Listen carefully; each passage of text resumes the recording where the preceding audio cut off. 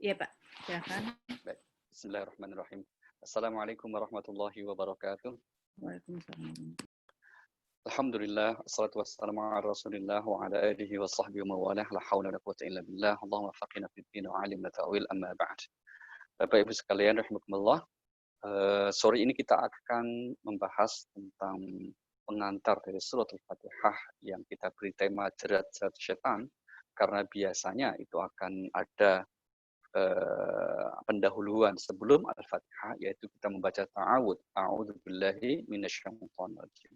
Namun sebelum itu, ini memanfaatkan momen yang baik karena kita sudah di penghujung bulan Dzulqa'dah dan akan memasuki bulan Dzulhijjah, yang oleh Al-Quran bulan ini disebut sebagai salah satu dari 4 bulan yang sangat dihormati atau 4 bulan haram. Seperti kita ketahui, Al-Quran menegaskan di antara 12 bulan itu ada 4 bulan haram atau 4 bulan yang mulia. Mari kita lihat misalnya di surah 9, surah At-Taubah, ayat yang ke-36. Ini ayat menginformasikan tentang itu. A'udzubillahi minasyaitonir rajim. Inna iddatash syuhuri 'indallahi 12 syahran fi kitabillah yauma khalaqas samawati wal arda minha arba'atun hurum. Auzubillahiminasyaitonirrajim. Bismillahirrahmanirrahim. Sesungguhnya jumlah bulan menurut Allah ialah 12 bulan, sebagaimana dalam ketetapan Allah pada waktu Dia menciptakan langit dan bumi. Di antaranya ada 4 bulan haram. Itulah ketetapan agama yang lurus, maka janganlah kamu menzalimi dirimu dalam bulan yang 4 itu, dan perangilah kaum musyrikin semuanya sebagaimana mereka pun memerangi kamu semuanya. Dan ketahuilah bahwa Allah beserta orang-orang yang takwa. Iya, 4 bulan haram itu apa saja? Rajab, Dzulqa'dah, kita masih di penghujungnya ini, Dzulhijjah, dan Muharram. Nah, pertanyaannya kemudian, khusus untuk bulan Dzulhijjah, amal ibadah seperti apa yang dianjurkan? Inilah yang saya kira untuk sebagai pengantar dulu ya, untuk yang secara khusus ibadah kurbannya nanti insya Allah pada pertemuan berikutnya kita masih akan ada satu pertemuan sebelum kita memasuki Idul Adha tanggal 10 Dzulhijjah. Nah, menurut kalender di kita 1 Dzulhijjah besok akan jatuh pada hari Rabu, tapi tentu saja akan diumumkan oleh Kementerian Agama sudah melaksanakan sidang isbat yang kemungkinannya adalah besok malam akan ada sidang isbat, sidang penetapan atau kalau tidak mungkin hari Selasa penetapan awal bulan Qomariyah. Baik, di antara bentuk amal yang sangat dianjurkan tentu saja adalah amal-amal yang keutamaannya tidak disebut khusus dalam Al-Quran, tapi Rasulullah SAW dalam hadis yang sahih yang diriwayatkan oleh Imam Al-Bukhari menyatakan bahwa yang terjemahnya saja bahwa tidak ada satu amal kebaikan, amal soleh yang dilakukan seseorang melebihi amal kebaikan yang dilakukan di bulan 10 awal bulan Dzulhijjah. Sahabat terus bertanya, termasuk jihad fisabilillah? Kalau dibandingkan dengan jihad fisabilillah bagaimana Rasulullah? Maka Rasulullah menjawab bahwa masih lebih utama amal ibadah di awal bulan Dzulhijjah. Meskipun dibandingkan dengan jihad fisabilillah. Kecuali kalau seseorang tersebut dia meninggalkan rumahnya untuk berjihad itu, dia membawa hartanya, dia membawa seluruh perbendaharanya, dan kemudian dia sampai wafat gugur fisabilillah dan tidak kembali sama sekali. Itu baru sama itu. Jadi memang utama sekali, sangat dicintai oleh Allah Subhanahu wa taala. Nah, itulah mengapa para ulama kemudian menganjurkan bentuk-bentuk amal soleh di awal bulan Dzulhijjah ini, di antaranya adalah apa yang disebut sebagai puasa sunnah Dzulhijjah. Ya, puasa sunnah Dzulhijjah di tanggal 1 sampai tanggal 9 Dzulhijjah. Kemudian kalau tidak bisa 9 hari, mungkin ya cukup berat, apalagi sunnah ya, maka kita dianjurkan 2 hari puasa sunnah yang disebut Tarwiyah dan Arafah, tanggal 8 dan tanggal 9 Dzulhijjah. Kalau tidak bisa 2 hari, ya cukup 1 hari, yaitu puasa Arafah. Kita akan jatuh 10 Dzulhijjahnya hari Jumat, maka pas itu puasa Arafahnya hari Kamis. Ya. diniatkan sekaligus untuk puasa Kamis juga boleh, menggabung niat sunnah, amalan sunnah itu boleh gitu ya. Kalau satu hari di puasa Arafah pun juga belum sempat atau tidak sempat, ya sudah, tidak apa-apa. Namanya itu amalan sunnah. Minimal puasa sebelum sholat Id. Nah, tentu saja sholat Id kita tetap protokol ini. Ya, kalau ada, seandainya kemudian di sekeliling kita kok ada tempat sholat Id, kok kemudian justru nggak protokol, akhirnya kita memutuskan tidak ikut sholat Id misalnya, juga itu sunnah saja, tidak masalah. Ya, kita tidak melaksanakan, tapi kalau bisa kita laksanakan dengan tetap mengedepankan protokol kesehatan, karena kita masih masa pandemi, maka itu lebih utama atau lebih baik. Kemudian yang biasa juga menjadi pertanyaan di awal Dzulhijjah atau yang postingan yang ramai itu tentang bagi yang berkorban untuk tidak motong kuku, tidak motong rambut, dan seterusnya. Bagaimana posisinya? Ya, hadisnya sahih yang mengatakan demikian, tapi ulama berbeda pendapat tentang statusnya. Nah, dalam madhab Syafi'i itu hanya sebatas anjuran saja. Jadi bagi yang niat berkorban tahun ini, maka kemudian mulai tanggal 1 itu dianjurkan tidak memotong kuku, memotong rambut. Ya, tapi ini sekali beda pendapat, dan itu bukan sesuatu yang prinsip. Ya. Artinya apa? Kalau tetap karena ada hajat misalnya kukunya udah panjang, rambutnya udah panjang, dan itu harus dipotong untuk lebih rapi dan baik, tentu itu tidak berdosa, meskipun kita berniat untuk berkorban. Gitu. Baik, sekarang mari kita masuk ke tema utama kita, bagaimana memahami jerat-jerat syaitan ini. Sebelum kita masuk ke hal tersebut, kita lihat bahwa Al-Quran salah satunya memberikan pujian terhadap suratul Fatihah. Ini disebut di surah nomor 15, surah Al-Hijr, ayat yang ke-87. Walaqad atainaka sab'an minal mathani wal Qur'anal azim. Begitu. Auzubillahiminasyaitonirrajim. Bismillahirrahmanirrahim. Dan sungguh kami telah memberikan kepadamu 7 ayat yang dibaca berulang-ulang dan dari Al-Quran yang agung. Iya, sungguh. Nah ini kalau kemudian kita tidak melihat makna tafsirnya, akan tidak kelihatan bahwa Al-Fatihah itu adalah sebagai sesuatu yang diagungkan. Dari mana kita tahunya? Dari kata-kata atainaka. Ya, para ahli tafsir menjelaskan bahwa ungkapan atainaka itu bukan sekedar memberi, tapi memberi dengan mengagungkan, dengan penghormatan. Kenapa? Karena yang diberi adalah sesuatu orang yang mulia, yang diberikan juga sesuatu yang mulia. Maka redaksinya walaqad atainaka sab'an minal mathani. Apa itu yang disebut 7 ayat yang diulang-ulang? Al-Fatihah. Nah, makna kedua dari ayat ini adalah bahwa surah ini hanya diberikan kepada umat Muhammad sallallahu alaihi wasallam.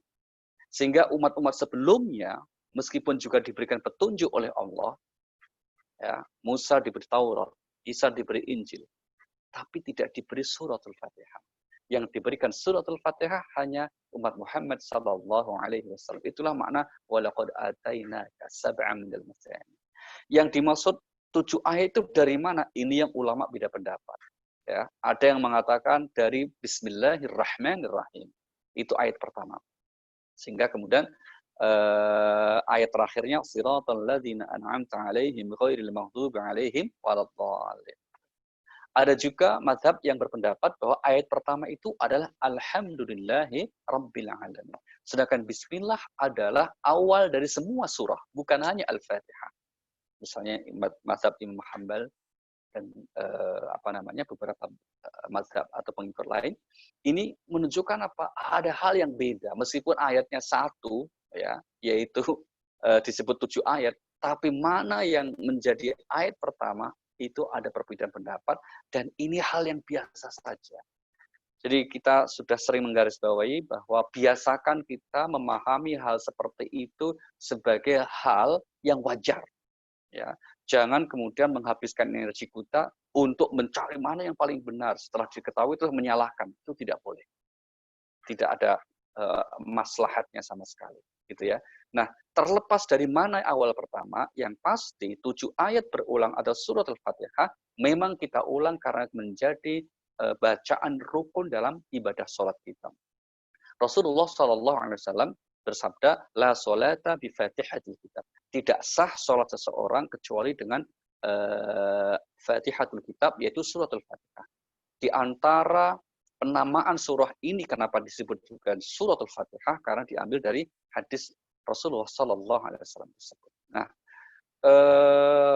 sebelum kita masuk, menarik saya kira ketika di awal setiap kita membaca suratul Fatihah itu dimulai dari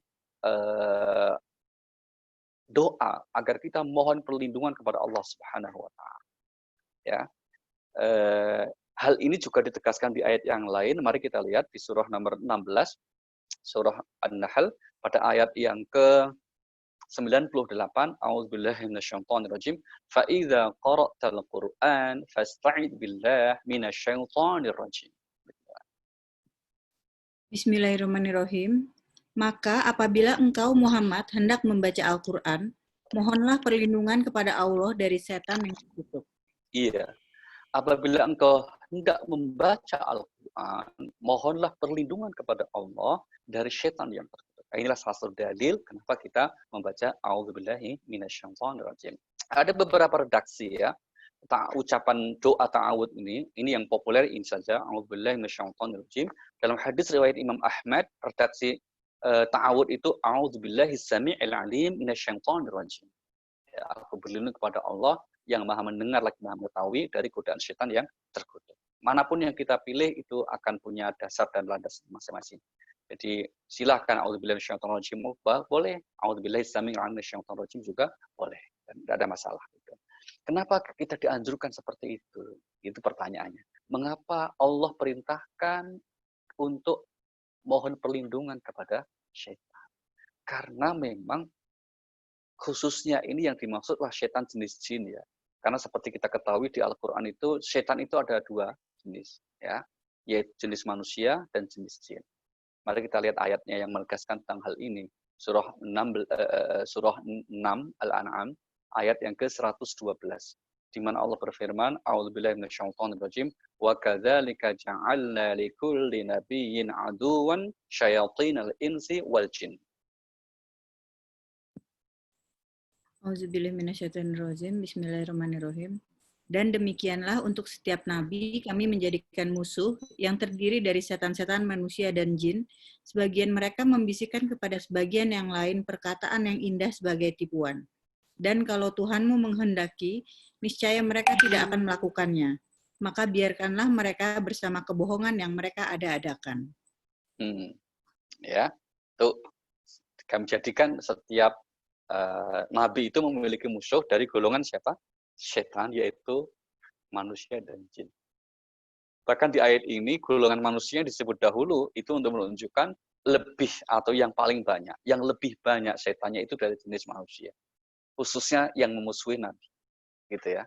Nah, sedangkan dalam konteks kita sehari-hari, mohon perlindungan kepada Allah dari godaan setan, ini khususnya adalah dari godaan setan dari bangsa jin. Mengapa demikian? Karena memang dari keseluruhan ayat yang memerintahkan hal ini, khusus kalau ada yuwaswisu, ada yang zaghannaka minasyaiton, itu memang kita harus berlindung kepada Allah Subhanahu wa taala. Jadi kesan yang dapat kita peroleh apa? Untuk setan dari bangsa jin, jangan kamu lawan. Gitu. Jangan kamu lawan, fight satu lawan satu, man to man kira-kira itu, atau man to setan itu. Tapi apa? Kamu harus berlindung kepada Allah. Karena memang bukan levelnya untuk dilawan. Ini berbeda kalau setannya dari jenis manusia. Mari kita lihat sekarang. Pembedaan ini ya, kita lihat pendekatan yang berbeda antara menghadapi setan manusia dengan setan bangsa jin ini tersirat di surah nomor 7, surah Al-A'raf, ayat 199, 200. Khudil afwa wa'mur bil 'urfi wa'rid 'anil jahilin. Wa imma yanzaghannaka minasyaiton nasrun fasta'id billah innahu samii'un 'alim. Auzubillahi minasyaitonirrajim. Bismillahirrahmanirrahim. Dari 199 ya, Pak? Ya, 2 ayat aja, Pak. Jadilah pemaaf dan suruhlah orang mengerjakan yang ma'ruf serta jangan pedulikan orang-orang yang bodoh. Iya. Jika setan datang menggodamu, maka berlindunglah kepada Allah. Sungguh dia maha mendengar, maha mengetahui. Iya. Jadi untuk ayat 199 ini kiat menghadapi setan dari jenis manusia. Ya. Kalau menghadapi setan jenis manusia, maka inilah sikap yang diajarkan Al-Quran. 3 sikap itu. Yaitu apa? Maafkan dia. Yang kedua, nasihati, ajak ke jalan yang baik. Yang ketiga apa? Jangan hiraukan, tinggalkan. Nah, itu. Maka kalau sudah dimaafkan, sudah dikasih nasihat, orang tersebut kalau masih niat berbuat buruk, sudah masih nekat gitu ya, maka kemudian itu berarti orang bodoh. Maka kata ayat wa a'rid 'anil jahilin. Jangan hiraukan, itu orang bodoh. Kita bisa mengatakan LGE ya, LGE, lo gue N. Selesai. Yaitu kalau setannya jenis manusia. Tapi kalau setannya jenis jin, wa imma yang zahannaka minasyaiton, nasung fasamil. Berlindunglah kepada Allah Subhanahu wa taala. Nah, mengapa demikian? Karena memang setan itu akan selalu menjadi musuh yang nyata bagi manusia. Musuh yang nyata bagi manusia. Itu di Al-Qur'an diulang-ulang. Kita ambil contoh misalnya di surah nomor 35 ya. Surah 35 ayat yang ke-6, ayat yang ke-6. Inna syaitan yanzaghu bainahum. Inna syaitan kana lil insani aduwwan mubina.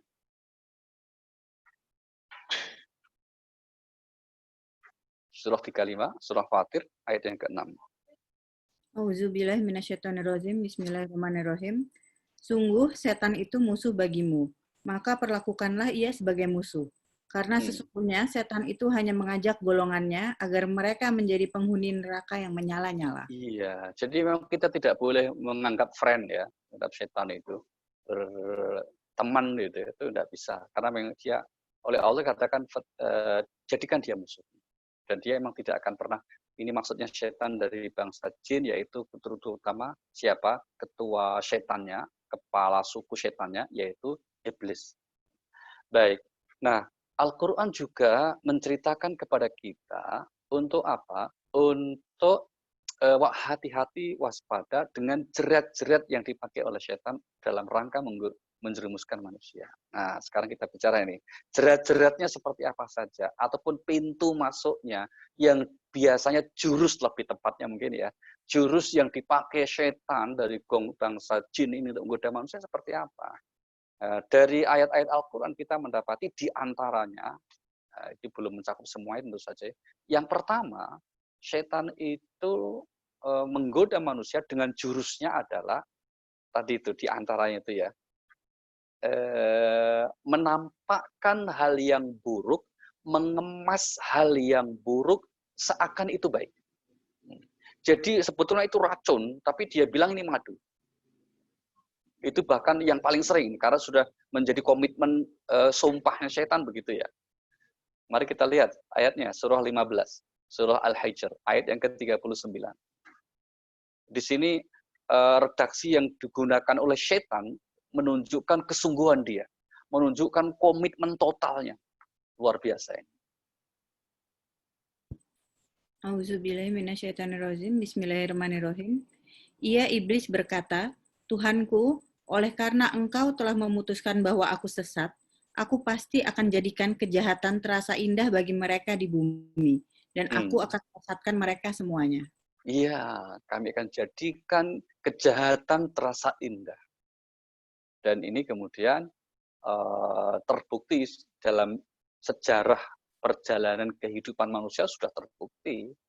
Misalnya apa? Kalau di zaman dulu orang berbuat musyrik, menyembah berhala begitu ya, mereka akan merasa bahwa itu sesuatu yang baik, yaitu apa? Melanjutkan tradisi nenek moyang, padahal tradisinya menyimpang. Maka dalam Islam menyikapi tradisi itu kan tegas ya, apa? Kalau tradisi menyimpang, tidak sesuai dengan syariat, tidak sesuai dengan petunjuk Allah, ya sudah tinggalkan. Tapi kalau kemudian itu tidak bertentangan, lakukan, tidak masalah. Poin utamanya begitu. Demikian juga dengan hal-hal yang lain yang sebetulnya itu adalah buruk, misalnya apa? Sebagai simbol kemodernan, tapi kemudian orang melakukan, mohon maaf, pergaulan bebas, LGBT, dan seterusnya. Itu sebagai identitas kemodernan. Dikatakan kalau Anda tidak lakukan itu, berarti Anda tidak modern. Nah, itu salah satu contoh bagaimana setan berhasil mengemas ya sesuatu yang buruk tapi dengan kemasan yang indah. Maka dia katakan, saya akan menjadikan kejahatan ya itu kemudian seakan-akan dilihat disikapi oleh manusia sebagai sesuatu yang indah, sebagai sesuatu yang baik. Itu yang pertama. Kemudian yang kedua, jurus setan menggoda manusia itu adalah dengan tipuan, bukan tiupan ya, tipuan. Nah, maka kemudian salah satunya tadi di surah 6 ayat 117 sudah. Nah, ini contoh yang sudah menjadi korban tipuannya ini. Mari kita lihat surah 20 ya, surah Toha ayat 120, yaitu moyang kita sendiri Adam alaihissalam.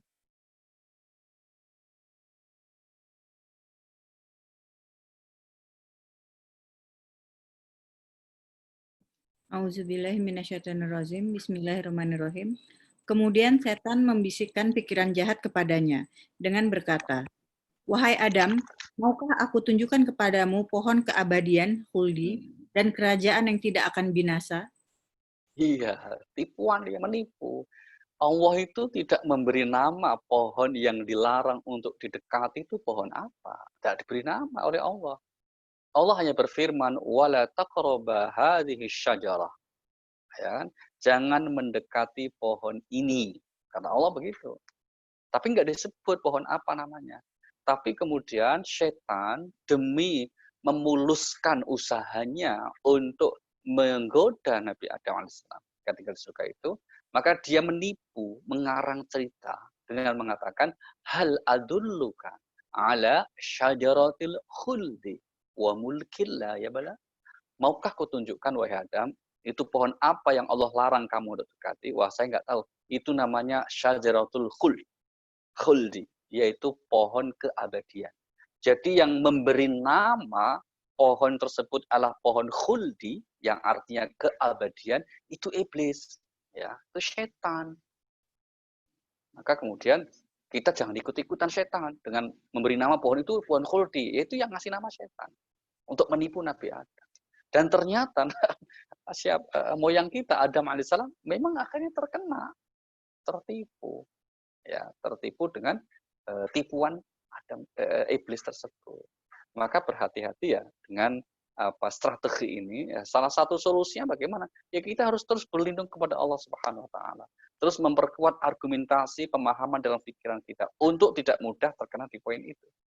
Termasuk yang pertama tadi ya, supaya kemudian kita mengetahui ini hak atau batil, ini benar atau salah. Itu tidak ada jalan kecuali kita harus dengan ilmu, dengan belajar. Maka mengapa kita harus memantapkan dalam tekad hati kita itu ya untuk terus belajar sampai kita meninggal. Jangan pernah kita kemudian berhenti untuk yang namanya thalabul ilmi, menuntut ilmu atau belajar. Karena apa? Salah satunya untuk mengetahui tadi jerat-jerat itu. Sehingga saking pentingnya ini kan rangkaian surah Toha ini ya, sebelum ayat 120 itu kan di ayat atasnya yaitu ayat 114, bisa dilihat Mbak, surah 20 114, itu kan petunjuk agar kita berdoa memohon kepada Allah diberikan tambahan ilmu. Wa ta'ala Allahul Malikul Haq wa la ta'jal bil Qur'an min qabli ay yuqda ilaika wahyu wa qur rabbi zidni ilma. Gitu. Auzubillahi minasyaitonirrajim. Bismillahirrahmanirrahim. Maka maha tinggi Allah, Raja yang sebenar-benarnya. Dan janganlah engkau Muhammad tergesa-gesa membaca Al-Quran sebelum selesai diwahyukan kepadamu. Dan katakanlah, ya Tuhanku, tambahkanlah ilmu kepadaku. Iya, Tuhanku tambahkanlah ilmu. Sudah sering kita sampaikan ya, bahwa di dalam Al-Quran itu, mayoritas doa yang diajarkan Allah di Al-Quran, pakai menyebut rububiyah Allah. Allah yaitu dengan Rabb. Ya, Tuhan.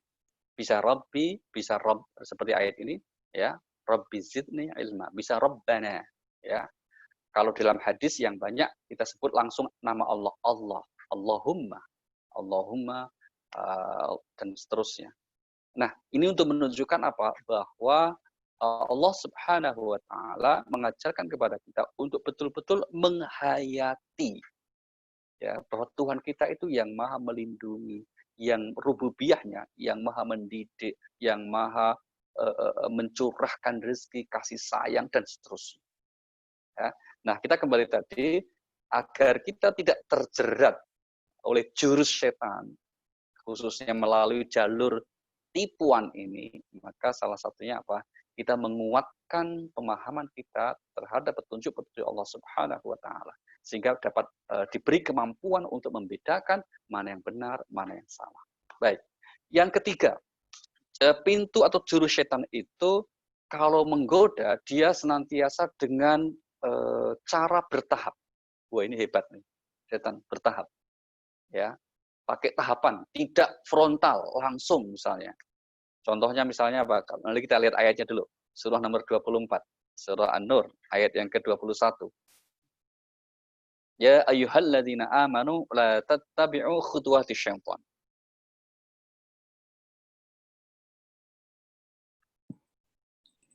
Auzubillahiminasyaitonirrajim. Bismillahirrahmanirrahim.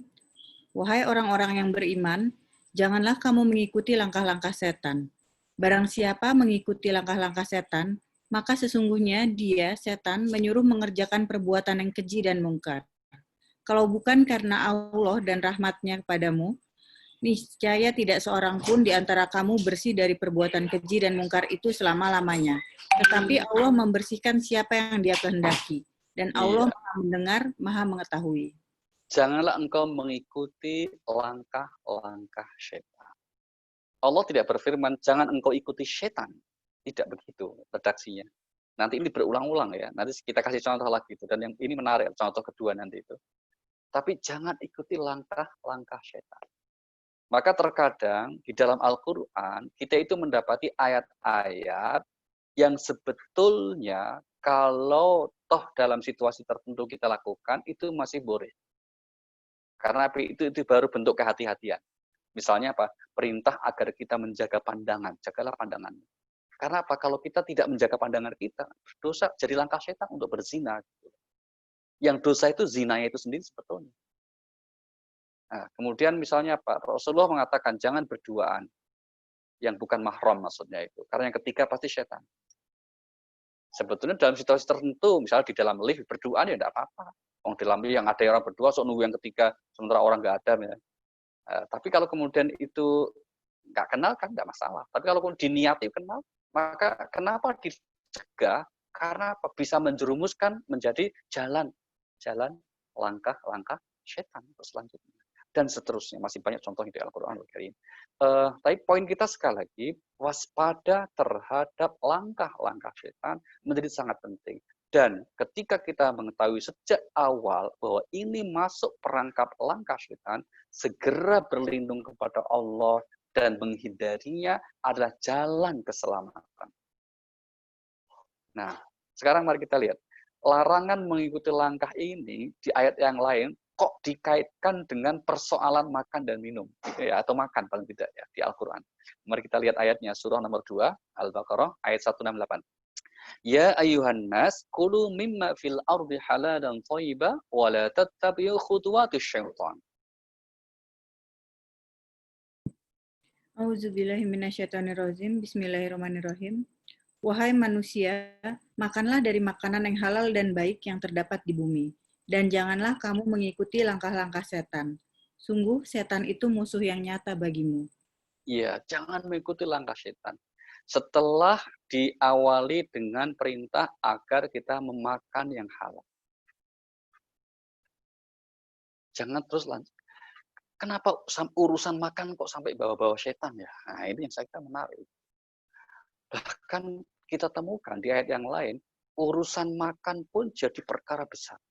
Sampai-sampai bagi yang kemudian melanggarnya, itu dinyatakan Allah marah kepadanya. Padahal kalau kemudian disebut ghadab ya, Allah marah itu dalam tradisi para ulama sufi, itu sudah tingkat keburukan yang luar biasa sampai Allah menunjukkan kemarahan itu.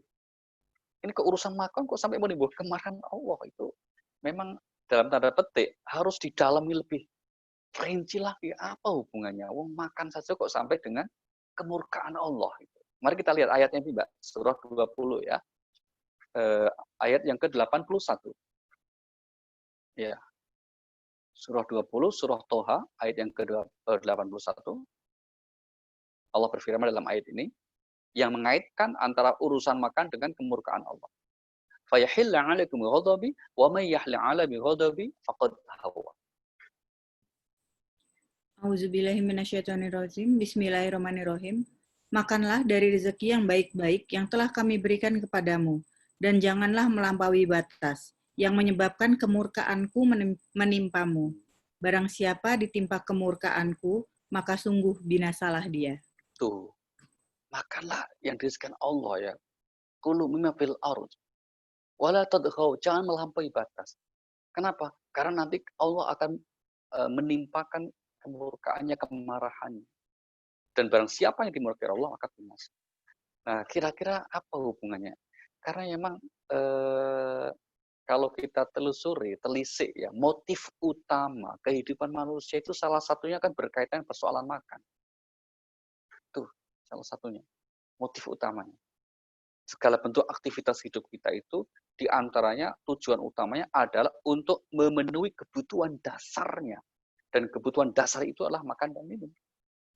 Maka kalau kemudian dalam rangka memenuhi kebutuhan dasar itu, seseorang kemudian bersikap melampaui batas agama dalam konteks mencari rezeki misalnya jelas, ya kemudian ini yang diharamkan, batasnya jelas, wilayahnya, kemudian hendaklah kalian memakan yang halal, kok melanggar, maka menimbulkan kemurkaan Allah Subhanahu wa Ta'ala. Nah, maka artinya Pak, rezeki yang dia usahakan, makan yang dia konsumsi tidak akan mendatangkan rahmat dari Allah, tapi justru mendatangkan laknat atau kemurkaan. Na'udzubillahi min dzalik.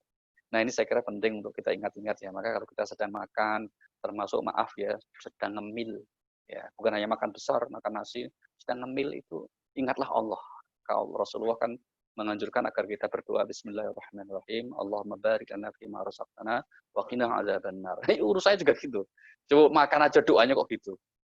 Bayangkan tuh, wong makan kok doanya Allah barik lana fima razaqtana wa qina adzabannar itu loh. Ya kan itu tadi. Ya Allah, berkailah kami rezeki yang telah Engkau berikan kepada kami dan jauhkan atau selamatkan dari siksa neraka. Apa hubungannya makan dengan siksa neraka itu? Ini ayatnya. Kalau dengan makan itu yang dimakan tidak halal. Yang kedua, apalagi substansi zatnya tidak halal. Kan menghantarkan orang kepada kemurkaan Allah, itu bentuknya di akhirat apa? Siksa neraka. Na'udzubillahi min dzalik. Sehingga kalau kita diberi anugerah oleh Allah dengan makanan yang halal, ya, dengan makanan yang halal, sewajarnya kita bersyukur kepadanya. Dan itu pun kan kuncinya satu lagi ya Pak, jangan berlebihan. Urusan makan ini apa? Jangan berlebihan. Mari kita lihat surah nomor 7, ayat 31. Mungkin ini ayat yang sebetulnya perintah jelas, tegas ya. Tapi kemudian banyak orang yang tidak pernah mengamalkannya atau menganggapnya sepele. Ya bani Adam khudhu zinatakum 'inda kulli masjid wa kulu washrabu wa la tusrifu. Auzubillahiminasyaitonirrajim. Bismillahirrahmanirrahim. Wahai anak cucu Adam, pakailah pakaianmu yang bagus pada setiap memasuki masjid. Makan dan minumlah, tetapi jangan berlebihan. Sesungguhnya Allah tidak menyukai orang yang berlebih-lebihan. Nih, makan minumlah jangan berlebihan. Makan dan minumlah jangan berlebihan. Termasuk berlebihan dari segala aspeknya. Apakah aspek kuantitasnya yang banyak, ya, atau aspek frekuensinya yang sering, gitu, atau aspek bukan substansi makannya. Karena terkadang makan itu bagi sementara orang juga menjadi simbol kelas, ya, simbol kelas. Artinya apa? Bagi sementara orang mungkin menganggap di tempat tertentu itu bukan levelnya, tapi mungkin bukan kelasnya. Nah, kalau ada perasaan-perasaan seperti itu, seyogianya kemudian itu dihilangkan. Seandainya kita harus memilih tempat tertentu, itu bukan rangka persoalan kelasnya, tapi mungkin pada aspek kenyamanannya, pada aspek mungkin itu tidak ditemukan di tempat lain, kerapiannya, kebersihannya, atau spesial menunya. Niatnya seperti itu, bukan pada aspek untuk menunjukkan enggak level makan sama saya di tempat ini, dan seterusnya. Baik, Ini cara setan ya, yaitu apa? Tadi dengan cara menggoda manusia itu melalui jurus setahap demi setahap, ya. Kemudian penahapan, maka penting untuk kita waspada dengan tahapan-tahapan yang digunakan oleh setan untuk menjerumuskan manusia.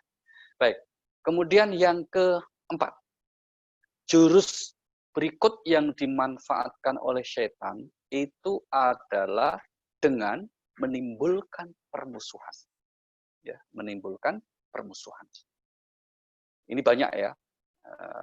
Kalau tadi kan di awal ayat yang tadi sudah dibaca, surah 35 ayat 6 tadi kan mengatakan setan itu musuh bagimu. Tapi cara setan menggoda manusia itu juga agar sesama manusia itu saling bermusuhan. Mari kita lihat ayatnya di surah nomor 17. Ayat yang ke-53, surah Al-Isra. A'udzubillahi minasyaitonirrajim. Wa qul li'ibadi yaqulu allati hiya ahsan. Inna syaitan yanzaghu bainahum. Inna syaitan kana lil insan aduwwan mubina. Auzubillahi minasyaitonirrajim. Bismillahirrahmanirrahim. Dan katakanlah kepada hamba-hambaku, hendaklah mereka mengucapkan perkataan yang lebih baik benar. Sungguh setan itu selalu menimbulkan perselisihan di antara mereka. Sungguh setan adalah musuh yang nyata bagi manusia. Ya, setan suka menimbulkan perselisihan di antara mereka. Tuh. Maka mohon berhati-hati ya dalam menghadapi menyikapi hal seperti ini. Karena kalau sampai terjadi perselisihan sesama kita, ya sesama apalagi dalam saudara, dalam hubungan keluarga, termasuk sesama Muslim, ya berselisih yang bukan karena faktor prinsip atau berselisih yang tidak dengan alasan yang dibenarkan sampai permusuhan. Itu semua tidak ada pihak yang dibahagiakan, tidak ada pihak yang disenangkan kalau kita saling bermusuhan kecuali syaitan. Ya. Maka pepatah mengatakan apa? 1000 teman itu masih sedikit, masih kurang, tapi satu musuh terlalu banyak. Itu benar saya kira, agar kita senantiasa mencari titik temu, membangun persaudaraan. Meskipun perbedaan ada, perbedaan itu yang tidak bisa dihindari, maka bertoleran untuk tetap kita menjagalah masing-masing pemahaman, masing-masing keadaannya. Karena sekali lagi, kalau kita bermusuhan tidak ada yang disenangkan kecuali syaitan. Maka waspada agar kita tidak terjerat. Memang bahkan kalau kita lihat ayat yang lain ya, ini salah satu spesialisasinya setan. Bahkan di antara spesialisasi setan itu apa? Menimbulkan permusuhan di kalangan suami istri. Jadi kalau suami istri sering berantem, itu langsung cepat. Kalau ada indikator ini suami istri mau berantem, ya itu setan sudah sudah mengintai itu. Mengintai untuk kemudian supaya bagaimana ini agar dia sirami minyak agar terus. Maka salah satu kemampuan setan itu diantara menggoda sampai kemudian suami istri terus berantem, bahkan puncaknya adalah sampai kemudian berpisah ataupun terjadi perceraian dengan alasan yang tentu saja tidak dibenarkan. Kalau bercerai alasan dibenarkan kan tidak masalah. Dalam agama kita maka ada surah At-Thalaq yang mengatur seputar perceraian. Tapi kalau alasannya itu kemudian tidak dibenarkan oleh agama, ya, mari kita lihat berita ini ya, disebut di surah nomor 2 ayat 102. Ini kelebihan dalam tanda petik ya kemampuan setan itu sampai pada level tingkat tersebut. Agak panjang ayat ini tentang wattaba'u ma tatlu syayatin 'ala mulki Sulaiman. Auzubillahi minasyaitonirrajim. Bismillahirrahmanirrahim. Dan mereka mengikuti apa yang dibaca oleh setan-setan pada masa kerajaan Sulaiman. Sulaiman itu tidak kafir, tetapi setan-setan itulah yang kafir. Mereka mengajarkan sihir kepada manusia dan apa yang diturunkan kepada 2 malaikat di negeri Babilonia, yaitu Harut dan Marut. Padahal keduanya tidak mengajarkan sesuatu kepada seseorang sebelum mengatakan, sesungguhnya kami hanyalah cobaan bagimu, sebab itu janganlah kafir. Maka mereka mempelajari dari keduanya malaikat itu, apa yang dapat memisahkan antara seorang suami dengan istrinya. Mereka tidak akan dapat mencelakakan seseorang dengan sihirnya, kecuali dengan izin Allah. Mereka mempelajari sesuatu yang mencelakakan dan tidak memberi manfaat kepada mereka. Dan sungguh mereka sudah tahu, barang siapa membeli menggunakan sihir itu, niscaya tidak akan mendapat keuntungan di akhirat. Dan sungguh sangatlah buruk perbuatan mereka yang menjual dirinya dengan sihir sekiranya mereka tahu. Iya, ini salah satu ayat yang menjelaskan tentang eksistensi sihir itu diakui adanya dalam Al-Quran, diakui keberadaannya. Maka kalau ada yang nggak ada sihir-sihiran di Al-Quran banyak, ya, termasuk salah satunya ayat ini. Dan itu adalah memanfaatkan kerja setan. Di antara kemampuannya bisa tadi memisahkan antara suami dan istri. Maka Imam Ibnu Katsir ketika menafsirkan ayat ini itu meriwayatkan satu riwayat yang lucu, mungkin pernah kita sampaikan, tapi ini menarik riwayatnya itu. Jadi satu saat iblis itu sebagai kepala setan, iblis itu mengundang anak buahnya setiap pagi apel lah, ya, sambil membagi job description, bagi tugas itu. Kamu goda sana berangkat. Nanti sore hari mereka itu lapor. Nah iblis ini diceritakan dalam riwayat itu duduk di atas singgasana di atas air. Jadi seakan-akan seperti Tuhan lah kira-kira. Maka lapor. Nah, ada yang lapor itu baginda iblis, baginda setan, saya telah berhasil menggoda manusia, maka dia mencuri. Apaan cemen mencuri? Itu aja dibanggakan. Sampai kemudian ada yang menyebut bisa menggoda orang itu mau mencuri, menggoda orang itu ngomong jelek, menggoda orang itu terus kemudian berbuat dosa yang lain. Tapi semua dikecilkan oleh iblis. Nah, giliran yang keempat menceritakan baginda, saya telah berhasil menggoda manusia, yaitu suami istri yang tadinya akur, kemudian berantem. Berantem hebat. Sampai puncaknya akhirnya terus saya goda. Mereka bercerai. Wah, iblis mendengar laporan hasil kerja anak buah seperti itu, langsung dipanggil maju tuh anak buahnya. Sini. Dirangkul sambil dikasih jempol, likes gitu ya. Sambil mengatakan, mumtaz, hebat kamu. Inilah anak buah gue. Ya. Ini maka kenapa kok setan saya membanggakan hal seperti itu? Karena kalau terjadi kasus seperti itu dampaknya itu tidak hanya kepada suami istri saja. Kalau sudah ada keluarga, kedua keluarga besar, kepada keturunan dan seterusnya. Ini salah satu hikmahnya kenapa hal seperti itu dinilai satu kerja besar bagi setan ya. Maka kita berlindung kepada Allah Subhanahu wa taala khususnya terhadap keluarga kita, pasangan kita, semoga Allah senantiasa kuatkan, senantiasa berikan pelindungan ya untuk ya kalau toh ada masalah kecil-kecil aja lah, jangan sampai menimbulkan hal-hal yang menimbulkan pertengkaran hebat ya. Kalau suami istri nggak bertengkar itu kan nggak lucu juga, itu nggak ada lah gitu ya. Ya kalau kita kadang-kadang salah paham sedikit naik itu biasa aja. Yang penting kita tahu cara mengatasinya gitu. Jadi sering kita sampaikan keluarga sakinah itu bukan keluarga yang tidak punya masalah, tapi keluarga yang tahu cara menyelesaikan masalahnya. Dan kita diberi petunjuk oleh agama sekian jurus juga melanggengkan, menguatkan pernikahan itu. Nah, ya Ibu, para peserta kajian ingin berkunjung demi untuk silaturahim gitu ya, saya kasih alamatnya ya. Itu suami istri yang di kuburan. Nah, itu sudah nggak ada masalah, sudah selesai. Tapi kalau di dunia pasti akan ada masalah. Baik, maka kita berhati-hati terhadap tipu daya setan yang yaitu permusuhan. Yang kelima sekarang, jurus setan yang kelima itu apa? Dengan jalan membesarkan. Ya, membesarkan. Jadi setan menggunakan trik agar manusia itu merasa besar, merasa sombong atau takabur gitu, sehingga kemudian mudah tersinggung atau kemudian merendahkan orang lain. Nah, inilah yang paling utama dan inilah salah satu dosa besar setan yang pertama kali, yaitu apa? Takabur. Surah nomor 2 ayat 34 Allah berfirman, wa idh qulna lil malaikati isjudu li Adam fasajadu illa iblis aba wastakbar wa kana minal kafirin. Auzubillahiminasyaitonirrajim. Bismillahirrahmanirrahim. Dan ingatlah ketika kami berfirman kepada para malaikat, sujudlah kamu kepada Adam. Maka mereka pun sujud kecuali iblis. Ia menolak dan menyombongkan diri dan ia termasuk golongan yang kafir. Iya. Apa yang dimaksud sombong itu? Apakah kalau kita suka mengenakan penampilan yang menarik, baju yang bagus itu sombong? Tidak. Karena ada yang memahami, sebagian sahabat zaman Nabi itu menganggap kalau pakai pakaian bagus, berpenampilan menarik, dianggap itu sombong. Nabi katakan enggak begitu. Sombong itu bukan seperti itu.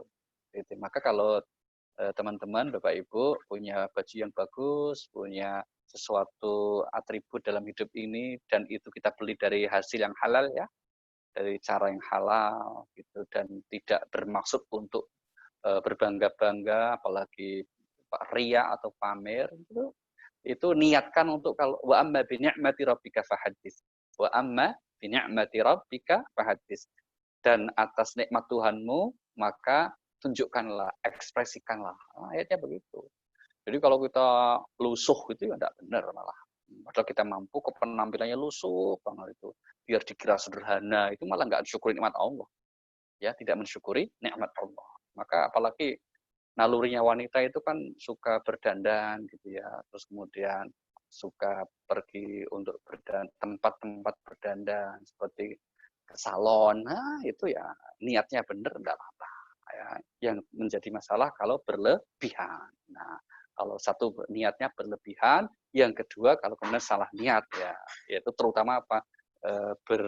Mengenakan sesuatu yang indah, tapi niatnya untuk pihak lain saja. Nah, sementara kalau untuk keluarga malah apa ya, ala kadarnya, bahkan mungkin nggak suka yang baik-baik, itu keliru, gitu ya.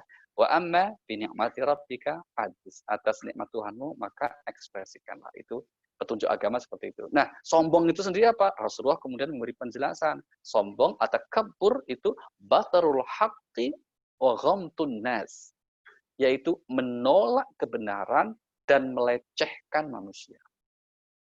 Itu namanya sombong. Maka kedua ungkapan ini dalam oknum atau apa dalam dirinya iblis itu sudah jelas. Di ayat yang lain kita lihat surah nomor 7, surah Al-A'raf ayat yang ke-12. Itulah alasannya kenapa dia disebut sombong itu dalam ayat ini kan, qala ma mana'aka la tasjuda id amartuk. Dia jawab, qala ana khairum min khalaqtani min nar wa khalaqtahu min thin. Auzubillahi minasyaitonirrajim. Bismillahirrahmanirrahim. Allah berfirman, apakah yang menghalangimu sehingga kamu tidak bersujud kepada Adam ketika aku menyuruhmu? Ya. Iblis menjawab, aku lebih baik daripada dia. Engkau ciptakan aku dari api, sedangkan dia engkau ciptakan dari tanah. Aku lebih baik dari dia. Nah, kata kuncinya itu. Kenapa iblis dikategorikan sebagai yang sombong, takabur? Karena dia menganggap aku lebih baik.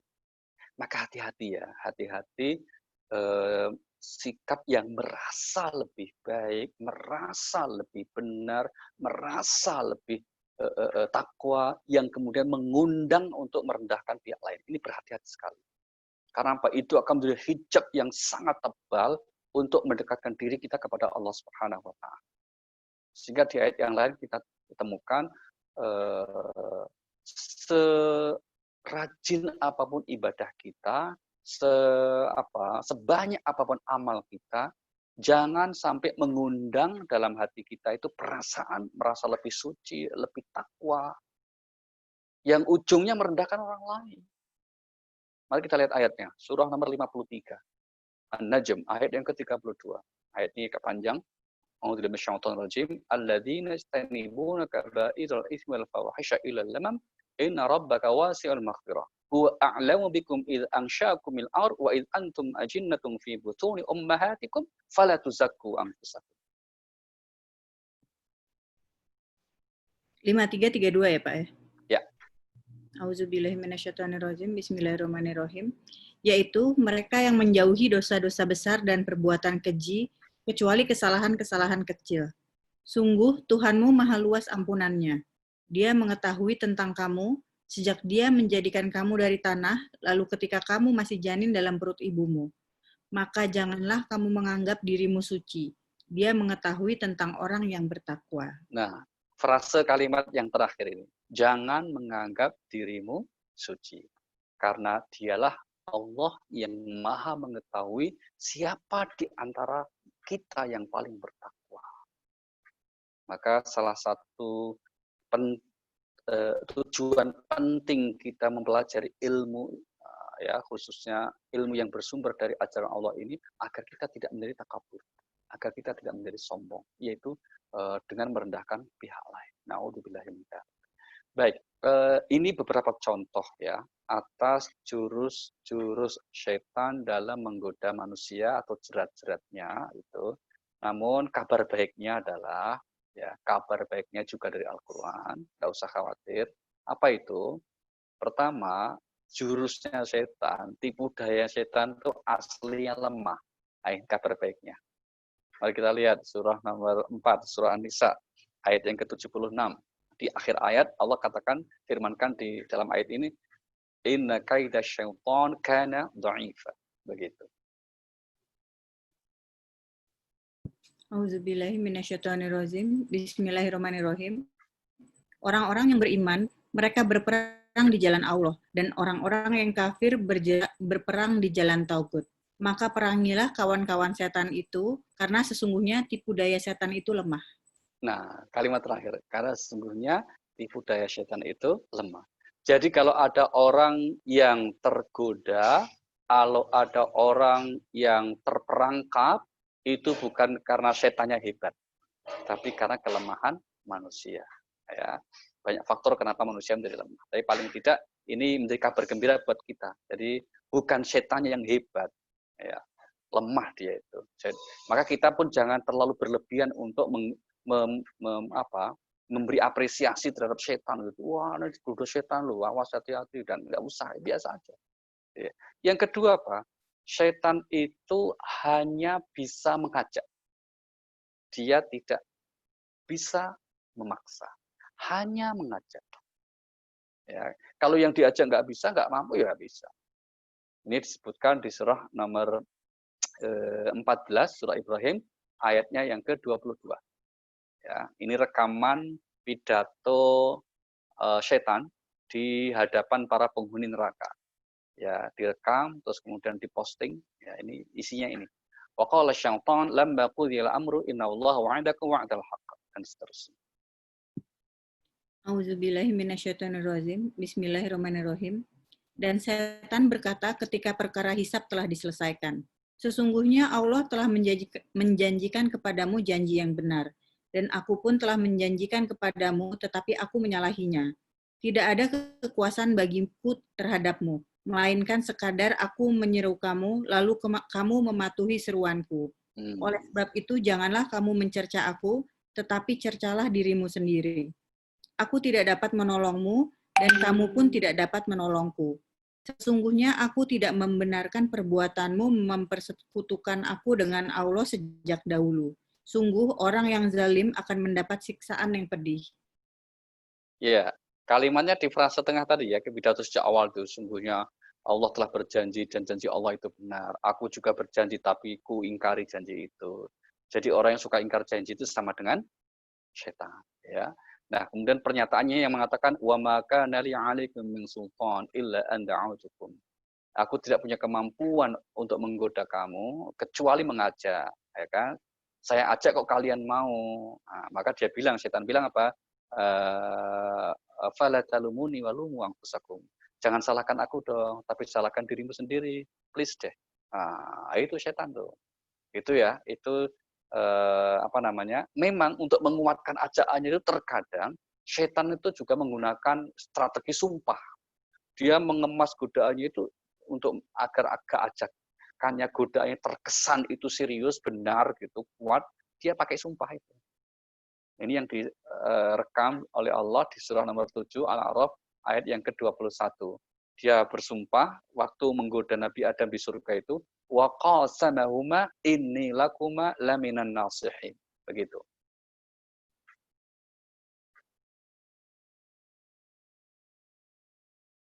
Auzubillahi minasyaitonirrajim. Bismillahirrahmanirrahim.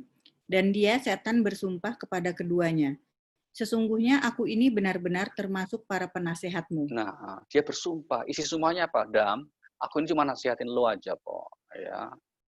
Jadi Kalau situ nggak mau, rapopo, nggak masalah. Oh, itu yang justru kadang-kadang menjerat begitu. Aku cuma nasehatin aja, aku tidak punya pamrih apa-apa, gitu ya. Aku ini swear deh, cuma sumpah. Maka hati-hati ya dengan kawan kita dalam pergaulan. Kalau sering mudah-mudah pakai sumpah itu justru harus waspada itu, hati-hati. Na'udzubillah min dzalik ya. Baik, inilah saya kira beberapa penjelasan dari Al-Qur'anul Karim sekelumit tentang jerat-jerat setan, sekali arti penting mengapa kita harus berlindung kepada Allah Subhanahu wa taala dari godaan setan ini, karena memang dalam kehidupan manusia ini Allah ciptakan makhluk yang diberi kesempatan untuk selalu menggoda, dan tapi jangan lupa Allah pun juga beri petunjuk bagaimana cara menyikapi dan menghadapinya. Jadi di satu sisi Allah beri izin iblis dengan anak buahnya yaitu setan menggoda manusia, tapi pada saat yang sama Allah juga beri tahu kiat-kiat menjauhinya, kiat-kiat untuk kemudian agar terhindar dari godaannya, dan salah satunya ada kita selalu mohon perlindungan kepada yang menciptakan setan itu sendiri, yaitu Allah Subhanahu wa taala. Mungkin demikian yang dapat disampaikan. Silakan kita lanjutkan. Monggo Mbak Tima, kalau ada yang perlu disampaikan, kita buka sekarang Ya, sesi untuk Assalamualaikum. menyampaikan. Pada yang lain, kalau ada yang mau bertanya, barangkali bisa ditulis di chat, nanti saya bacakan. Pak Ali, saya pengen komentar soal yang tadi, yang surat Toha, surat 20 ayat 81. Kan makanlah dari rezeki yang baik-baik itu, Pak. Mungkin nggak sih, bukan nggak harus berarti makan beneran makan gitu, tapi maksudnya kalau kita mencari rezeki pun itu dengan jalan yang baik gitu. Oke, baik. Kita artikan seperti Baik, terima kasih Mbak. Itu pertanyaannya bukan mungkin nggak sih dipahami, bukan begitu. Memang iya Mbak, harus dipahami begitu. Kita harus memahami ayat ini bukan hanya perintah urusan makan gitu ya. Maka nanti itu dalam ilmu balaghah ya, ilmu balaghah itu ilmu, salah satu perangkat ilmu bahasa untuk dapat memahami ayat-ayat Al-Qur'an itu salah satunya adalah bahwa ketika Allah memerintahkan satu hal itu sebetulnya itu sekedar contoh atau itu bagian saja. Tapi maksudnya sifatnya umum. Maksudnya dalam mencari rezeki maka carilah yang halal lagi baik. Maksudnya begitu. Gitu ya. Kenapa yang disebut makan? Karena memang motif utama orang mencari rezeki umumnya untuk makan. Sama dengan penyebutan misalnya disebutkan itu hanya separuh sedikit, Mbak, yaitu apa? Hurimat alaikumul maitah waddam walahmul khinzir. Diharamkan atas kamu memakan apa? Darah, bangkai dan daging babi, yang disebutnya daging. Jangan terus kemudian kalau gitu makan apa jerohannya, makan ususnya, enggak, ya semuanya maksudnya. Tapi yang disebutnya cuma sebagian. Nah, itu dalam ilmu bahasa seperti itu. Maka benar tadi pertanyaannya. Jadi bahwa memang itu harus dipahami dalam mencari rezeki itu sedapat mungkin bukan sedapat mungkin ya, harus ikhtiarkan menggunakan mencari rezeki yang halal lebih baik ya. Jangan, ini juga ungkapan yang populer di masa lalu ya. Misalnya ada yang mengatakan begini, hari gini mencari yang haram aja susah, apalagi yang halal. Nah, itu cara berpikir setan juga itu. Cari yang haram aja susah, apalagi yang halal. Oh tidak, kalau orang bersungguh-sungguh ingin mendapatkan yang halal, pasti akan diberi petunjuk Allah untuk memperoleh yang halal. Lagi baik, jangan lupa. Kalau untuk urusan makan, itu tambahan lagi baik. Nah, ya, halal lan thayyiba. Bukan sekedar halal cara memperolehannya, tapi juga yang kemudian kita peroleh itu kalau untuk kita manfaatkan, bisa dimakan, bisa dipakai, itu membawa kemaslahatan. Itu namanya thayyib, tidak mengundang madharat ya. Terima kasih Mbak. Lanjut. Ini ada yang mau nanya, tapi kayaknya belum selesai ngetiknya nih Pak. Nih, ada yang nanya nih Pak. Mohon bertanya, bagaimana cara menangkal sihir yang sesuai dengan ajaran Islam ya Pak? Boleh minta tolong kepada orang pintar atau ulama? Terima kasih. Baik. Sebetulnya setiap orang itu dianugerahi oleh Allah kemampuan untuk memiliki imunitas, kekebalan dari sihir. Ya, kalau dia melaksanakan hal-hal yang dituntut oleh agama, misalnya gitu. Misalnya apa? Contoh, misalnya kalau kita sebelum tidur kita berwudu, terus kemudian membaca Al-Ikhlas, Al-Falaq dan An-Nas, samping juga ayat kursi ya.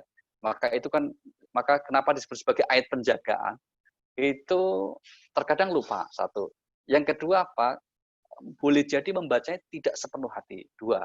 Sehingga kemudian sebetulnya itu sesuatu yang bisa membentengi kita, tapi nah ketika orang-orang yang mungkin belum sepenuhnya bisa terjaga seperti itu, akhirnya minta tolong kepada seorang ustadz, seorang kiai yang memiliki spesialisasi kapasitas untuk menangani orang yang terkena sihir, maka boleh. Ya, maka kalau ada pertanyaan, bolehkah kita mempelajari sihir? Jawabannya apa? Tujuannya apa? Nah, kalau untuk diamalkan, yaitu menyihir orang, tidak boleh. Haram. Ya. Tapi kalau mempelajari sihir, tujuannya untuk membantu orang yang terkena sihir nantinya, maka itu boleh. Sama dengan bolehkah kita mempelajari hadis yang dhaif, atau apalagi yang maudhu', yang palsu, ya, yang lemah atau yang palsu? Jawabannya untuk apa? Kalau untuk diamalkan, kalau itu palsu, maka tidak boleh. Tapi kalau untuk dijelaskan agar orang terhindar dari mengamalkan hadis yang palsu, maka itu boleh. Nah, itu contohnya begitu. Nah, berkaitan dengan sihir itu gimana cara pribadi? Di samping tadi mengamalkan petunjuk Rasulullah, ayat juga memberi isyarat. Ini surahnya nomor 3 ya, Al-Imran ya, ayatnya 120. Surah 3 ayat 120. Di mana Allah berfirman, ini in tamsaskum qarhun faqad masal qauma qarhun mislu.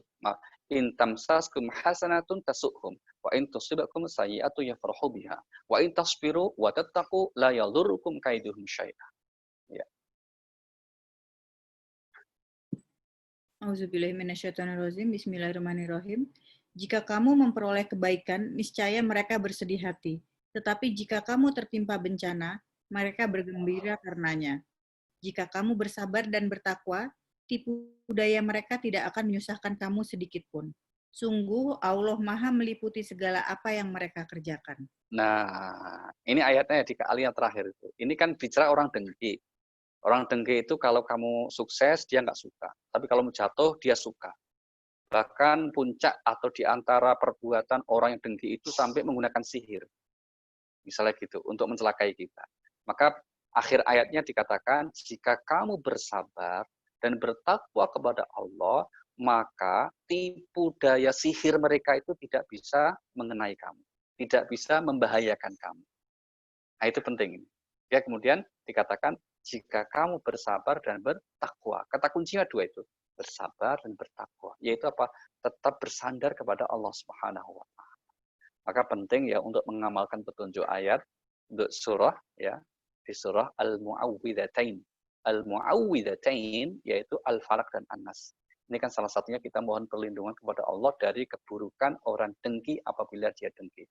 Wa min syarri hasidin idza hasad. Begitu. Lanjut, Mbak. Ya, Pak, ada yang nanya nih, Pak.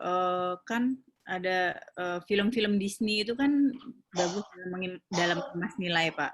Tapi ada film Monster Inc. dan Hotel Transylvania, itu nama judulnya, Pak, ya, yang menggambarkan setan yang baik hati dan lucu nih, Pak.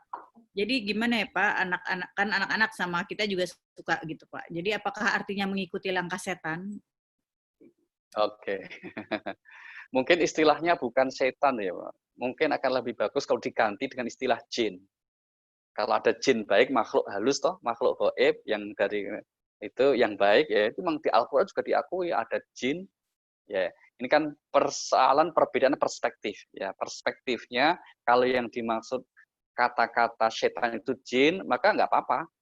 Bayangkan gitu, dari ada makhluk Tuhan yang bernama bangsa jin, yang mungkin bentuknya yang kadang serem juga kan, jin itu kan. Ya, meskipun saya juga belum lihat gitu ya. Nah, kalau setan manusia kan sering, tapi jin ini kan gaib buat kita. Nah, itu dikatakan bahwa di antara jin itu ada yang baik. Maka dikatakan ada yang muslim. Maka ada surah jin namanya. Itu surah nomor 72, surah 72. Coba bisa dibaca itu, Mbak. Misalnya ya, ayat yang ke-11. Wa anna minal muslimun wa minal qasitun faman aslama fa ulaika taharra rasyada. Auzubillahiminasyaitonirrajim. Bismillahirrahmanirrahim. Dan sesungguhnya di antara kami jin ada yang soleh dan ada pula kebalikannya. Kami menempuh jalan yang berbeda-beda. Iya kan, ada yang soleh. Gitu. Jadi kalau itu yang dimaksud jin nggak ada masalah. Tapi kalau dalam perspektif Al-Quran, kalau itu adalah syaitan, sebetulnya kata-kata syaitan itu menunjukkan keburukan. Ya, itu sifat yang melekat pada dua manusia dan jin. Sifat ya. Sehingga kemudian sifat buruk itu namanya syaitan. Sesuatu yang buruk. Maka terkadang Nabi Ayub ketika sakit, dia katakan saya tersentuh oleh setan. Virus-virus yang buruk mencelakai itu katakan setan juga. Maka kemudian kalau digambarkan visualisasi menjadi sosok, maka itu yang dimaksud itulah jin. Nah, apakah itu boleh? Ya, maka tadi kita arahkan, kita beri penjelasan, oh iya memang ada jin yang soleh, yang baik. Tapi kalau disebut ada setan yang baik, itu ungkapan yang kurang tepat dari sisi agama. Karena disebut setan itu artinya buruk. Kok ada setan yang baik, itu kan berarti kan ada sesuatu yang buruk, yang baik kan nggak bisa. Gitu. Lanjut. Pak, ada yang minta tolong dirinci lagi rezeki yang halal di kehidupan sehari-hari. Oke, ya apa namanya di Al-Quran ketika kita diperintahkan untuk mencari rezeki yang halal, nggak ada rinciannya, Mbak. Yang ada itu rincian yang haram, gitu loh. Nah, itu kan berarti kabar gembira. Berarti apa? Karena tidak ada rincian yang halal, kok yang dirinci yang haram, berarti sepanjang kita tidak mengerjakan yang diharamkan, maka itu halal. Nah, enak malah kan? Apa saja, ya mengerjakan apa saja, kalau kemudian ternyata itu pekerjaan tidak diharamkan agama berarti halal. Nah, kan gitu. Nah, sama makan juga gitu. Makan itu tidak ada rincian yang halal apa saja, enggak ada. Yang ada yang haram saja. Yang haram kan disebut cuma apa? 4 kan? Jadi Al-Qur'an itu daging tadi apa? Bangkai, darah, daging babi dan yang disembelih tidak menyebut nama Allah. Itu aja. Nanti dalam hadis ditambahkan lagi, misalnya yang mengandung racun, yang menjijikkan, hidup di dua alam, yang berkuku tajam, yang bertaring, gitu kan? Itu tambahan dari Rasulullah SAW dan benar adanya itu. Selebihnya di luar itu berarti semuanya halal. Itu. Dan juga demikian juga pekerjaan. Yang diharamkan jelas apa? Mencuri, menipu, ya toh. Terus kemudian apa? Ya mencuri, menipu, menganiaya, mendolimi orang, dan seterusnya gosip mengambil yang oleh orang lain dan apalagi dalam bentuk-bentuk yang secara umum norma sosial kita sudah tahu, sudah mengatur itu, termasuk menyuap, menerima suap itu hal-hal yang diharamkan jelas gitu ya. Maka di luar itu semua berarti yang halal ya. Semua pekerjaan yang kita kerjakan insya Allah itu adalah berdagang, bertani, berternak, mencari apa saja atau pekerjaan-pekerjaan yang rincian dari atau bagian sub dari itu. Konteks berdagang apa? Itu dagang ini halal kan nggak apa-apa. Ya dagang ya kalau berdagang diharapkan itu yang kemudian juga masalah. Gitu. Jadi intinya apa? Sepanjang tidak diharamkan dalam agama, maka pekerjaan itu semuanya adalah halal. Terima kasih Mbak. Lanjut. Pak, ada yang nanya nih, bagaimana menjelaskan kepada anak-anak bahwa Allah akan membalas semua kebaikan dan kesabaran kita di hari akhirat kepada orang-orang, anak-anaknya yang lebih mengutamakan rasionalitas dalam berpikir? Pertama, usia berapa dulu ya Mbak? Ini penting. Karena kita akan menjelaskan sesuai dengan tahap perkembangan usia anak. Kalau anak di masa-masa masih SD, ya, di mana mereka secara umum baru belajar tentang hal-hal yang sifatnya abstrak, gaib, maka tentu kita harus sesederhana mungkin. Tapi kalau kemudian anak itu yang sudah misalnya usia remaja, nah ini siap ya, usia remaja, kemudian apa namanya, usia SMA, kuliah gitu, maka kemudian kalau kita tidak memiliki kemampuan, maka yang saya anjurkan, yang ditempuh itu apa? Mencari bersama. Gitu. Mari kita bersama mencari penjelasannya tentang hal ini. Misalnya gitu. Kalau kemudian misalnya kita berikan ayat dan hadis kan belum bisa menerima karena itu sifatnya kan pokoknya. Ini bunyinya begini, terimalah gitu. Kan anak boleh jadi belum terima. Tapi kalau kemudian mencari penjelasannya lewat pendekatan psikologis, lewat pendekatan misalnya adalah pendekatan apa ya? Pendekatan tentang ilmu, logikanya kita mainkan.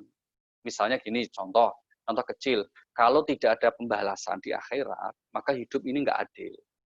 Gitu. Contoh kecilnya gitu, itu kita main logika. Ya. Maka dalil itu ada dua macam. Kalau dalil nakli itu dalil teks, ayat, hadis, Al-Quran. Kok misalnya nggak percaya, wah itu kan cuma klaim misalnya gitu ya. Maka kita pakai dalil akal. Logikanya bagaimana? Kalau tidak ada pembalasan, maka itu tidak fair. Sangat tidak fair. Hidup ini nggak akan fair. Padahal kan akal sehat mengatakan hidup ini harus fair, gitu, harus adil. Gitu. Nggak fairnya gimana? Contoh misalnya, banyak orang yang baik, yang beribadah, tekun, berbuat baik dengan sesama, tapi terkadang hidupnya dari segi materi kurang beruntung. Hartanya udah banyak. Yang jahat malah melimpah. Gitu. Nah ini kan mati semua.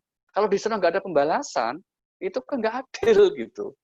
Sini yang tukang bunuh, tukang korupsi, ya sampai nyogok pejabatnya, pejabat berwajib misalnya gitu.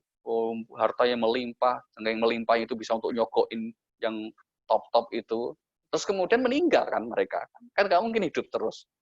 Kalau meninggal kok terus kemudian nggak ada pembalasan. Misalnya ada tukang bunuh ya, dulu Fir'aun bunuhin anak-anak. Kemudian kalau di era modern kita mendengar kisah Hitler bunuhin ribuan orang. Kok nggak ada pembalasan, itu tidak adil. Nah, maka atas nama akal sehat, keadilan, harus ada pembahasan di akhirat nanti. Begitu salah satunya ya. Tapi prinsipnya terus nggak usah disalahkan, wong itu namanya anak-anak, tapi apa ajak dia untuk mencari jawaban bersama-sama. Gitu. Silakan lanjut, Mbak. Pak, bagaimana nih ada yang nanya, bagaimana membedakan jerat setan dan hawa nafsu itu sendiri? Wah, menarik sekali pertanyaan berat ini. Gimana membedakan jerat setan? Sebetulnya tidak mudah ya membedakan itu memang. Tapi umumnya para ulama gini, kalau perbuatan buruk disebabkan hawa nafsu seperti bayi, begitu nggak dikasih ASI selesai, gitu ya, selesai dia itu. Contohnya Pak, nafsu kita untuk memiliki sesuatu, itu kalau nggak dituruti udah selesai. Waduh, ini ada tas branded ya, taman nawarin gitu. Kok kita lupakan, selesai itu. Itu berarti apa? Hawa nafsu. Ya, kita pengen sesuatu yang boleh jadi nggak dibutuhkan, karena banyak kita kan sekarang gitu, nggak dibutuhkan, tapi karena mungkin terlalu sering kita baca, kita lihat gambarnya, akhirnya muncul keinginan. Nah itu nafsu itu. Sekali kemudian kita cut, nggak usah lihat lagi, terus kemudian nggak saya butuhkan, selesai. Itu berarti dari keinginan hawa nafsu. Tapi kalau setan, itu kalau dia gagal lewat pintu satu, dia lewat pintu dua. Jadi cirinya setan itu tidak mudah menyerah. Gitu. Misalnya gini, kalau setan menggoda supaya manusia itu tidak sholat di awal waktu, ya, oke, manusia berusaha, langkah pertamanya apa? Jangan sholat, tanggung kamu, drakor belum selesai, ya kan? Atau ini belum selesai, terus akhirnya nggak di awal waktu. Gitu. Nah, itu sudah menang ya, karena apa? Sudah tahapannya sudah menang. Tapi kalau kemudian orang ini nggak bisa, tetap di awal waktu, maka setan lewat pintunya lewat apa? Yaudah, kamu di awal waktu deh, tapi sholat yang cepat ya. Nah, lagi-lagi setan akan masuk juga. Jadi cirinya begitu. Maka satu-satunya jalan agar kita terbebas dari setan itu apa? Mohon perlindungan kepada Allah. Itu rumusnya. Karena emang setan nggak menyerah. Ya, pada akhirnya kita punya imunitas. Tapi kalau hawa nafsu kita punya untuk ungkapnya. Kira-kira begitu ya. Semoga nanti bisa memilih-milih gitu, membedakan. Terima kasih. Lanjut, Mbak. Pak, ada yang nanya nih, kayaknya banyak yang nanya soal ini. Jika ada konten-konten yang bisa berdialog dengan jin, itu kayak gitu gimana sih Pak? Apakah beneran kayak Pak? Baik, mohon maaf ya. Pertama saya juga bukan ahli jin dan tidak pernah mengirim konten tentang jin, maka lupakan. Kalau ada konten seperti mohon lupakan. Jangan pernah berinteraksi atau mencoba untuk berinteraksi dengan jin. Itu saja. Maka karena apa? Sesolih-solihnya jin, itu sesolih-solihnya jin itu tidak mungkin kalau berteman tanpa konsesi, tanpa minta imbalan dan seterusnya itu. Maka kalau kita mendengar ada orang solih yang katanya bisa memanfaatkan dan seterusnya itu salah satunya yang bisa kita jelaskan adalah umumnya mereka sudah punya kemampuan yang luar biasa dan kemudian jinnya itu menjadi anak buahnya. Seperti Nabi Sulaiman dulu. Nabi Sulaiman kan mampu menundukkan jin-jin bahkan jadi anak buahnya kan, jadi rakyatnya, jadi kontraktor pembangunan infrastrukturnya itu boleh gitu ya. Tapi kalau umumnya kita yang memang awam, tidak tahu persis tentang dunia berjin, gelap itu istilahnya ya, meraba-raba, tidak usah. Ya. Apa sih pakai, kok harus memanfaatkan jin itu apa? Maksudnya tujuannya itu apa gitu. Karena apa? Kalau untuk hal-hal yang sifatnya lahiriah kan bisa kita selesaikan dengan sesama. Kalau sakit bisa ke dokter. Kalau butuh apa? Misalnya untuk apa? Cari rezeki nggak usah pakai cincinan. Kecuali pakai celana jin ya boleh. Tapi kalau memanfaatkan jin jangan. Gitu ya. Jadi intinya meskipun ada konten-konten yang menyiarkan tentang hal seperti itu, dunia gaib dan lain, saran kami mohon dihindari dan mohon tidak sering-sering melihat yang seperti itu. Terima kasih. Pak, ini saya gabung aja ya nih Pak ya. Ada yang nanya, pertama, apa ciri-ciri orang yang kena sihir? Dan yang kedua, apa barometer bahwa suatu pengobatan-pengobatan alternatif itu tidak menjadikan kita musyrik? Baik, nomor satu, apa cirinya? Ya, sihir itu kan dari kata yang samar. Maka sahur, waktu yang samar, tidak malam, belum pagi. Jadi menampakkan sesuatu yang bisa mengelabui mata manusia. Contohnya di zaman Nabi Musa dan Fir'aun, itu tali tapi seakan-akan terlihat seperti ular. Nah, itu sihir. Nah, bagaimana kalau itu manusia terkena sihir? Tidak mudah, kecuali oleh ahlinya. Nah, indikator maka kita nggak usah meraba-raba ya. Yang penting apa? Kalau ada indikator misalnya ini kok orang kok sepertinya kena sihir, itu kena guna-guna ini kayaknya nih. Oh, kemarin benci banget kok sekarang seneng banget misalnya gitu ya. Nah, maka kemudian yang seperti itu langkah pertamanya Pak, segera kita ajak untuk istiqomah mohon berlindung kepada Allah Subhanahu wa taala. Sambil termasuk mohon berdoa kiranya itu memang terkena sihir, maka kemudian semoga Allah pertemukan dengan orang yang bisa membantunya. Di doanya begitu. Gitu. Tapi kalau kemudian orang terkena apa ya katakanlah sakit terus perilakunya terus misalnya menyimpang, sebaiknya tidak buru-buru untuk menyimpulkan itu terkena sihir. Karena kalau kita tanya ke orang yang tidak tepat, akhirnya dia bisa ngarang cerita, oh iya itu saya perhatikan di rumah kamu itu ada 4 yang ngirim itu. Nah, kira-kira gitu kan. Nah, kalau kita sudah percaya, itu langsung masuk perangkap itu. Padahal sebetulnya nggak ada. Cuma kalau dikarang dan kita percaya, kena. Ya, hal lain yang menjelaskan di sisi lain sudah nggak akan diterima itu penjelasannya itu. Maka begitu kita memberi ruang dalam kepercayaan kita bahwa itu ada, boleh jadi akhirnya ada yang sebetulnya tadi nggak ada. Karena boleh jadi yang bersangkutan tadi kemudian malah masang, malah ngirim, tuh kan ada kan, itu buktinya. Maka mohon maaf juga jangan terlalu cepat percaya dengan metode yang cuma tadi.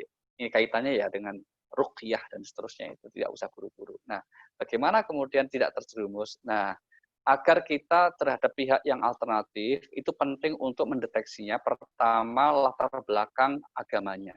Itu penting. Meskipun mungkin dia menggunakan istilah-istilah Arab ya, apakah dia seorang Habib dalam arti tabib bukan Habib. Tobib gitu ya, tobib atau kemudian dengan istilah orang pinter, kiai atau apa itu. Tapi kalau dalam menjalankan syariatnya itu tidak benar, maka hindari. Yang kedua ini yang sederhana paling mudah mendeteksinya. Kalau sudah mendagangkan, memperjualbelikan, itu berarti sudah tidak lagi murni berdoa mohon perlindungan kepada Allah. Ya kalau sudah memasang tarif misalnya gitu, kamu boleh saya bantu, terus kemudian tapi tarifnya sekian juta, nanti akan saya bantu. Nah, itu hati-hati. Itu berarti apa? Dia boleh jadi memperdagangkan jasa jin untuk mengelabui manusia, termasuk bisa kurang membantunya. Nauzubillahi min dzalik. Baik Mbak, mungkin demikian untuk kali ini ya. Kelihatannya kan ramai ini kalau masih dibuka nih. Iya Pak, silakan Ya ditutup. seputar sini. Baik. Terima kasih Bapak Ibu sekalian dan mohon maaf seperti biasa di akhir majelis karena majelis ilmu itu majelis yang sangat mustajab ya. Kita membaca doa dengan membaca suratul Fatihah yang kita niatkan untuk kita, untuk keluarga kita, untuk lingkungan kita, usaha kita, semoga senantiasa mendapat perlindungan Allah Subhanahu wa taala dan diberikan keberkahan selalu. Al-Fatihah. A'udzubillahi minasyaitonirrajim. Bismillahirrahmanirrahim. Alhamdulillahirabbil alamin. Arrahmanir rahim. Maliki yaumiddin.